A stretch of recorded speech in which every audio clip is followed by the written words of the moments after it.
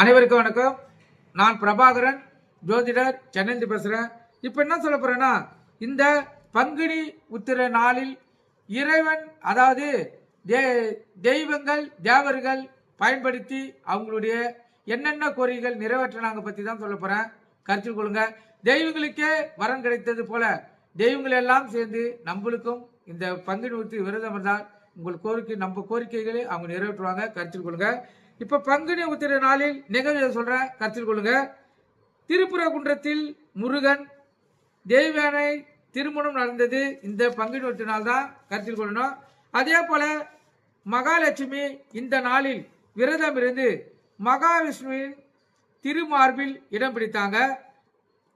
அப்புறம் பார்த்தீங்கன்னா பிரம்மன் தன் மனைவி சரஸ்வதியை நாக்கிலேயே வைத்துக் கொள்ளும்படியாக விரதத்தை அதாவது அந்த வரத்தை இந்த நாளில் பெற்றார். அதே போல தன் மனைவி இந்திராணியை பிரிந்த இந்திரன் மீண்டும் அவங்களுடன் சேர்ந்த நாள் இதுதான். சந்திர பகவான் கார்த்திகை, ரோகிணி உள்பட 27 நட்சத்திரங்களை மனைவியாக அடைந்த புண்ணிய தினமும் இந்த நாள் தான்.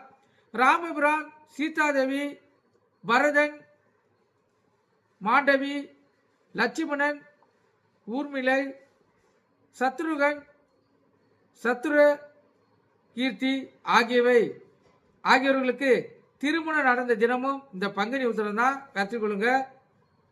இமவான் தன் மகள் பார்வதியை சிவனுக்கு திருமணம் செய்த தேர்ந்தெடுத்ததும் இந்த நாள் தான். மதுரையில் மீனாட்சி சுந்தரேஸ்வர் திருமணம் நடந்ததும் இந்த பங்குனி உத்திர நாள் தான். ஆண்டாள் ரங்க மன்னர் திருமணம் நடந்ததும் இந்த நாள் தான், கருத்தில் கொள்ளுங்க. இந்த நாளில் தான் இடும்பம் மூலம் காவடி தூக்கும் பழக்கம் ஆரம்பித்தது. பங்குனி உத்திரத்தில் தான் தர்மசாஸ்திரமான சபரிமலை ஐயப்பன் பிறந்தார் என்பது சாஸ்திரம்.